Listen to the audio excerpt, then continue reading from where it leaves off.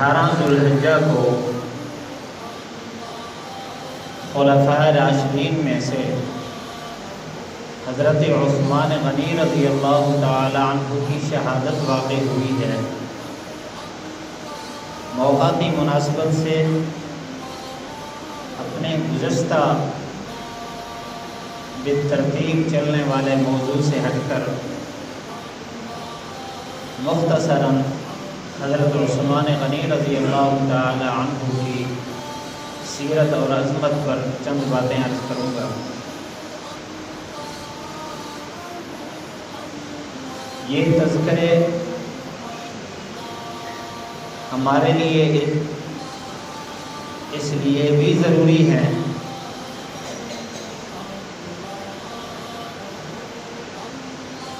کہ اللہ تعالیٰ نے ان کے ایمان کو ہمارے ایمان کا معیار قرار دیا ہے۔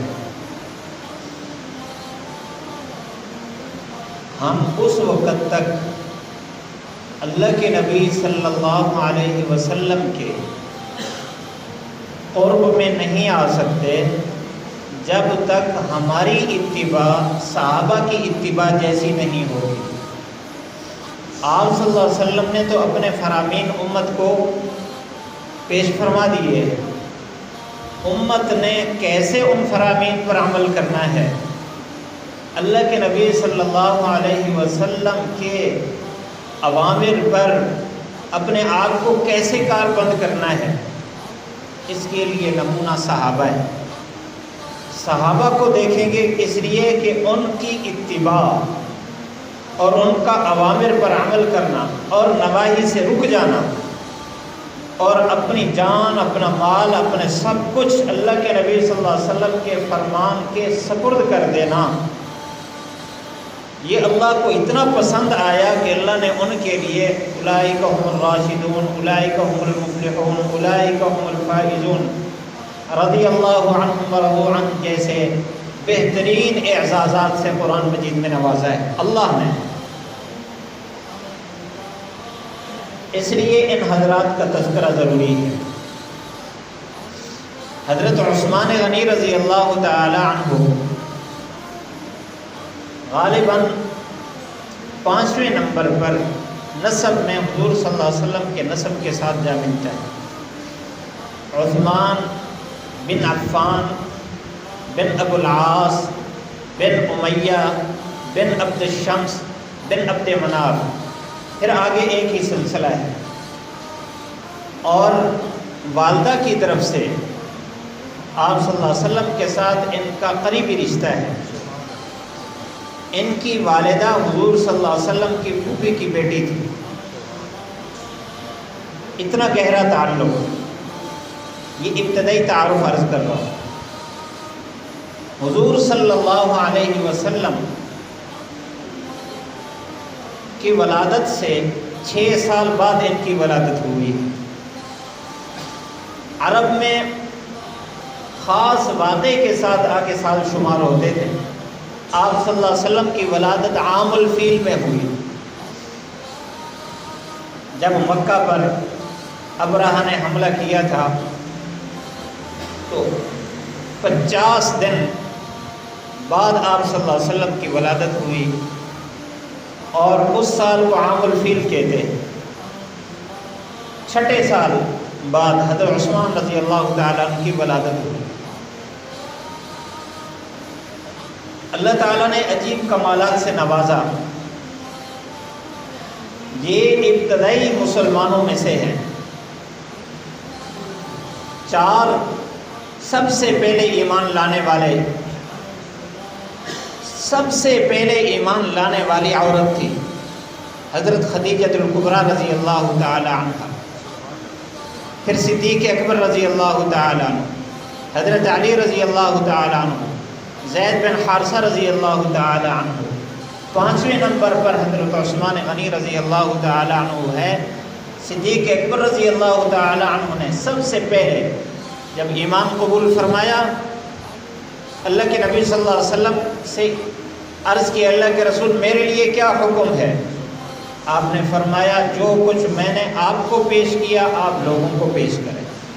سیدھا حضرت عثمان غنی رضی اللہ تعالیٰ عنہ کے دروازے پر گئے اور ان کو جا کر دعوت دی، فوراً وہ بھی آ گئے اور آ کر مسلمان ہو گئے، ابتدائی مسلمانوں میں سے۔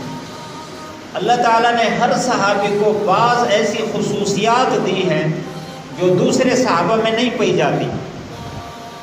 کچھ تو مجموعی خصوصیات ہیں، اس اعتبار سے مراتب ہیں، لیکن بعض خاص خصوصیات ہوتی ہیں، انفرادیت ہوتی ہے جو دوسرے آدمی میں نہیں پائی جاتی۔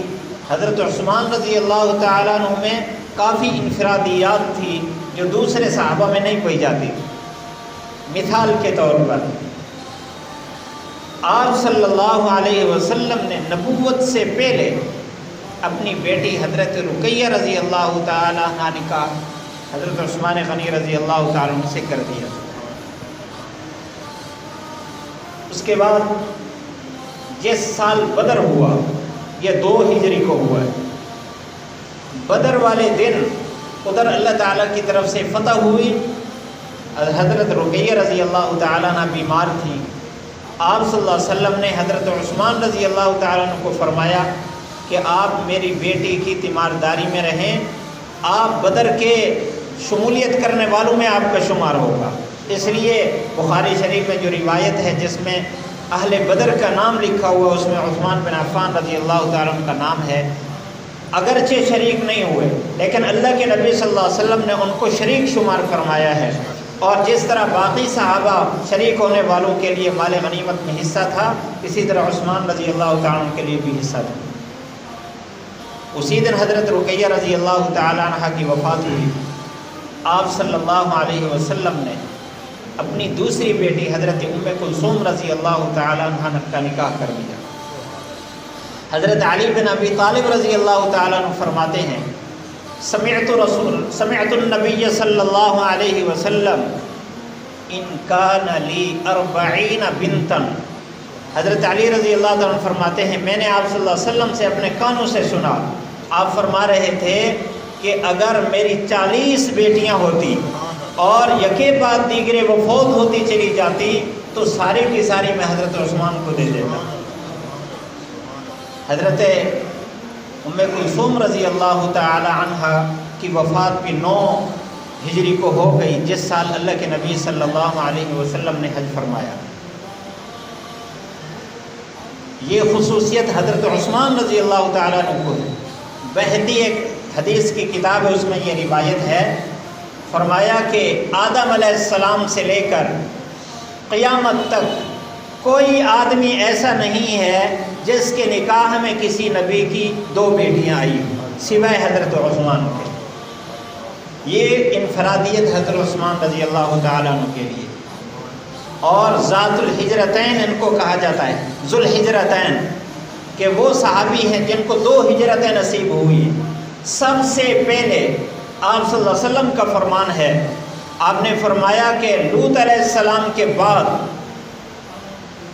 قیامت تک آنے والوں میں سب سے پہلے اپنے گھر والوں کے ساتھ ہجرت کرنے والے حضرت عثمان رضی اللہ تعالیٰ عنہ ہیں، کہ اللہ کے حکم پر انہوں نے حبشہ میں سب سے پہلے ہجرت فرمائی، اس کے بعد پھر مدینہ کی ہجرت فرمائی۔ یہ خصوصیات حضرت عثمان رضی اللہ تعالیٰ عنہ۔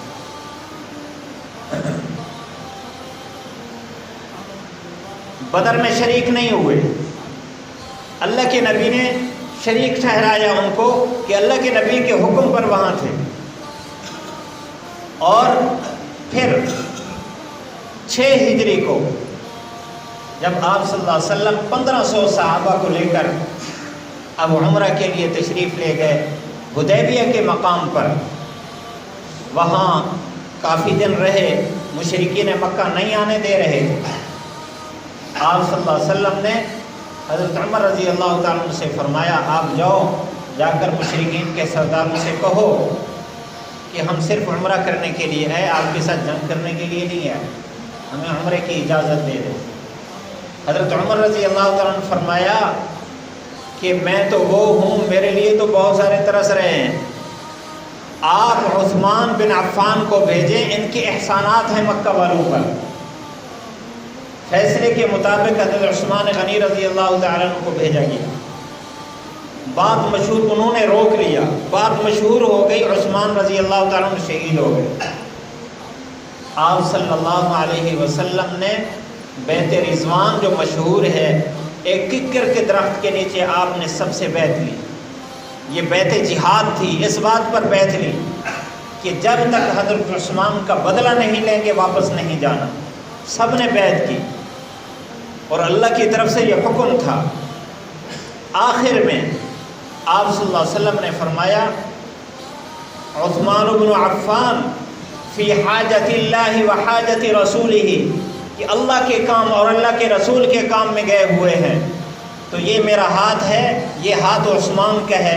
آپ نے اپنا یہاں ہاتھ رکھا اور فرمایا کہ یہ عثمان کی طرف سے بیعت ہو رہی ہے۔ عثمان رضی اللہ تعالیٰ عنہ موجود نہیں تھے، لیکن اللہ کے نبی صلی اللہ علیہ وسلم نے بیعت میں ان کو شریک کیا۔ یہ خصوصیت بھی حضرت عثمان رضی اللہ تعالیٰ عنہ کے ساتھ ہے۔ ان کی عظمت کی احادیث کو چھیڑیں تو وقت کم ہے۔ میں جو اس سے ایک سبق دینا چاہتا ہوں اپنی ذات کو بھی اور آپ کو بھی، وہ یہ ہے حضرت عثمان رضی اللہ تعالیٰ عنہ کی مکمل حیات سے، مکمل زندگی سے سبق ملتا ہے۔ وہ کیا ہے؟ وہ وہی سبق ہے جو ہمیں پیچھے قربانی میں ملا ہے کہ جس نے بھی اپنی خواہش کو اللہ کی خواہش پر قربان کیا، جس نے بھی اپنی خوشی کو اللہ کی خوشی پر قربان کیا، جس نے بھی اپنی مرضی کو اللہ کی مرضی پر قربان کیا، اللہ تعالیٰ نے ان کو وہ عظمتیں، وہ شانیں عطا فرمائی ہیں کہ دنیا والے دیکھتے رہیں گے اور اللہ تعالیٰ قیامت کے دن بھی عطا کرے گا۔ حضرت عثمان رضی اللہ تعالیٰ عنہ مسلمان ہوئے، اپنے گھر گئے، ان کے چچا تھے، ان کا نام حکم تھا۔ ان کو پتہ چلا، عثمان رضی اللہ تعالیٰ عنہ کو باندھ دیا، گھر میں بند کر دیا اور کہا جب تک اپنے ابا کے دین پر نہیں آئے گا اس وقت تک آپ کو نہیں چھوڑوں گا۔ عثمان رضی اللہ تعالیٰ عنہ نے فرمایا کہ مجھے ساری زندگی باندھ کے رکھو، جو مرضی کرو، میں جس دین پر آ چکا ہوں اس سے ذرہ برابر پیچھے نہیں ہٹ سکتا۔ آخر چچا مایوس ہو گیا اور چھوڑ دیا۔ حضرت عثمان رضی اللہ تعالیٰ عنہ نے اپنی جان کو، اپنی خواہش کو اللہ کی مرضی پر یہاں قربان کیا۔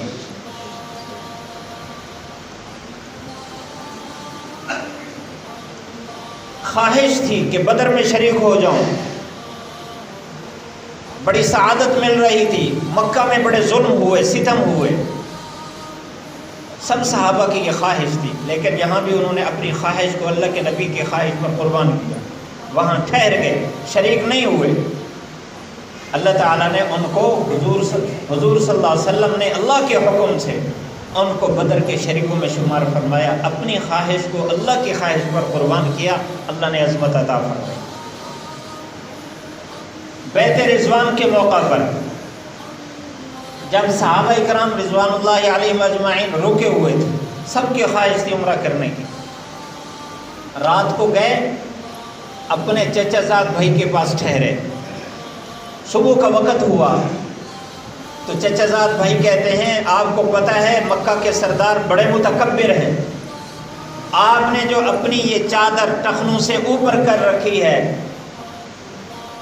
آپ تھوڑا سا اس کو نیچے کریں، اس لیے کہ آپ کو پتہ ہے کہ جتنا بڑا سردار ہوتے اس کی چادر اتنا پیچھے لٹکتی ہے، کھسکتی ہے، تو آپ ذرا اپنی چادر کو گھسیٹ کر چلیں گے تو آپ کی بات کی عظمت ہوگی۔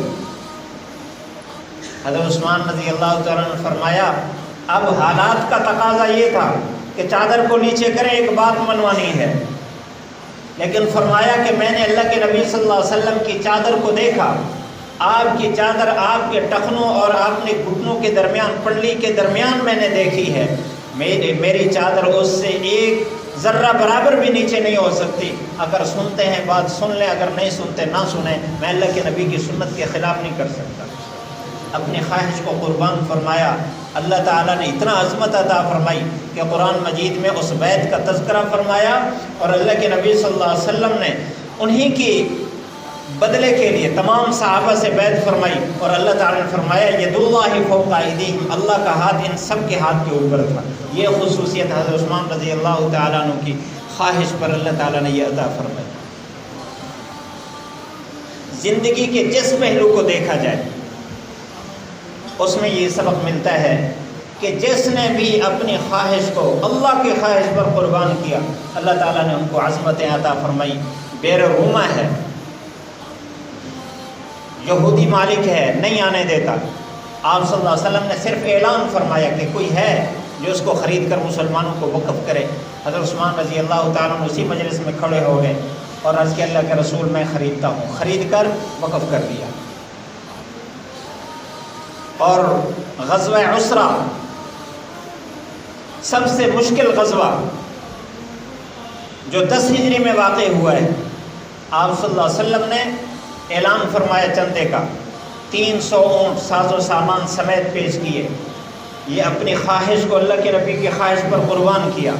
آپ صلی اللہ علیہ وسلم منبر پر تشریف فرما تھے، آپ اترتے ہوئے فرما رہے تھے کہ میں عثمان سے خوش ہوں، اللہ بھی عثمان سے خوش ہے، اب آج کے بعد عثمان جو بھی عمل کرے عثمان جنتی ہے۔ اپنی خواہش کو اللہ کے نبی کی خواہش پر قربان کرنے کی یہ نعمت۔ اللہ کے نبی صلی اللہ علیہ وسلم نے فرمایا تھا، اے عثمان آپ کو ایک قمیص پہنائی جائے گی، آپ نے اس کو اتارنا نہیں ہے۔ یہ اشارہ تھا کہ آپ پر حالات آئیں گے، لیکن آپ نے صبر اور استقامت کے ساتھ رہنا ہے۔ جب یہ بلوائیوں نے اور سبائیوں نے حملہ کیا، اب خطبہ دے رہے تھے جمعہ کا، خطبے کے دوران لاٹھی پکڑی ہوئی تھی، لاٹھی آ کر چھین لی اور توڑ دی۔ یہ وہ لاٹھی تھی جو اللہ کے نبی صلی اللہ علیہ وسلم لے کر عصا لے کر آپ خطبہ دیا کرتے تھے۔ سب سے پہلے انہوں نے توہین کی مسجد نبوی کی، حضرت عثمان رضی اللہ تعالیٰ کو محصور کر دیا۔ سارے کہتے تھے آپ اعلان کریں، آپ کے کتنے فدائی ہیں، آپ اعلان کریں ان کے ساتھ مقابلے کا، ان کو تہس نہس کر دیا جائے گا۔ فرمایا اللہ کے نبی صلی اللہ علیہ وسلم نے مجھے فرمایا تھا کہ آپ نے صبر استقامت کے ساتھ رہنا ہے، میں اپنی خواہش کو اللہ کے نبی کی خواہش پر قربان کر رہا ہوں۔ اللہ تعالیٰ نے وہ سعادت عطا فرمائی کہ قرآن مجید پڑھتے ہوئے خون کے قطرے قرآن مجید پر گرے اور قیامت کے دن قرآن مجید کے الفاظ گواہی دیں گے آپ کی شہادت کی۔ جنت البقیع میں خلفاء راشدین میں واحد حضرت عثمان رضی اللہ تعالیٰ عنہ جن کی قبر مبارک وہاں ہے۔ 2 خلفاء آپ صلی اللہ علیہ وسلم کے ساتھ ہیں، حضرت علی رضی اللہ تعالیٰ عنہ تو عراق میں ہیں، عثمان رضی اللہ تعالیٰ عنہ جنت البقیع میں، سب کے سردار وہاں موجود ہیں۔